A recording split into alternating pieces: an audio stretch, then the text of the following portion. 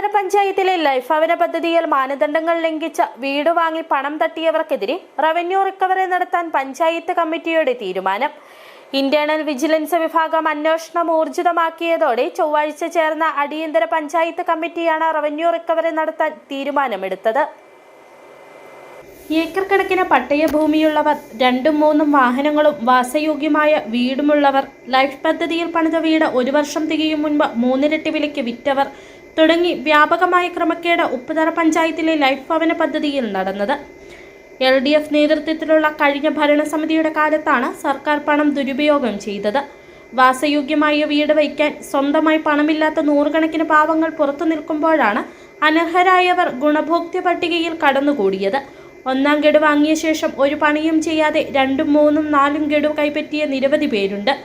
പഴയ വീട് അറ്റകുറ്റപ്പണി നടത്തി പണം തട്ടിയവരും, മറ്റുള്ളവരുടെ വീടിന്റെ ഫോട്ടോ നൽകി പണം വാങ്ങിയവരും, പട്ടയഭൂമിയുടെ രേഖ നൽകി ഉപേക്ഷിക്കപ്പെട്ട എസ്റ്റേറ്റ് ഭൂമിയിൽ വീട് വെച്ചവരും ഇക്കൂട്ടത്തിലുണ്ട്. ഇതിന് അവസരമുണ്ടാക്കിയതിൽ അന്നത്തെ ഉദ്യോഗസ്ഥർക്കും വാർഡ് മെമ്പർക്കും നിർണായക പങ്കുണ്ടെന്ന് വിജിലൻസ് കണ്ടെത്തിയിട്ടുണ്ട്.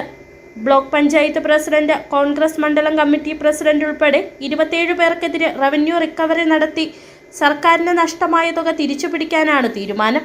അടിയന്തര നടപടി സ്വീകരിക്കാൻ പഞ്ചായത്ത് സെക്രട്ടറിയെ കമ്മിറ്റി ചുമതലപ്പെടുത്തി.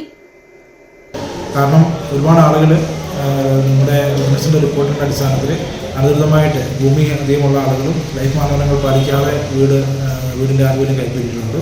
അതോടൊപ്പം തന്നെ ഇത് ഒരു വീടിന് 4 ലക്ഷം രൂപയും തൊഴിലുറപ്പ് പദ്ധതിയിൽ 25,000 രൂപയുടെ തൊഴിൽ ദിനങ്ങളുമാണ് സർക്കാർ സഹായം നൽകുന്നത്.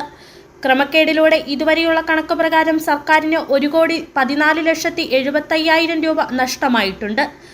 ഈ തുക 18% പലിശയോടെ തിരിച്ചുപിടിക്കാനാണ് വിജിലൻസ് തീരുമാനം.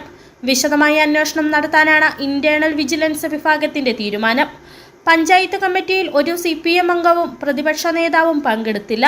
ലൈഫിൽ പണിത വീട് ഉപയോഗിക്കാത്തവർ, വാടകയ്ക്ക് നൽകിയവർ എന്നിവർക്കെതിരെ നടപടി സ്വീകരിക്കാനും കമ്മിറ്റി തീരുമാനിച്ചിട്ടുണ്ടെന്ന് പ്രസിഡന്റ് ജെയിംസ് K. ജേക്കബ് അറിയിച്ചു. City vision, Upputhara.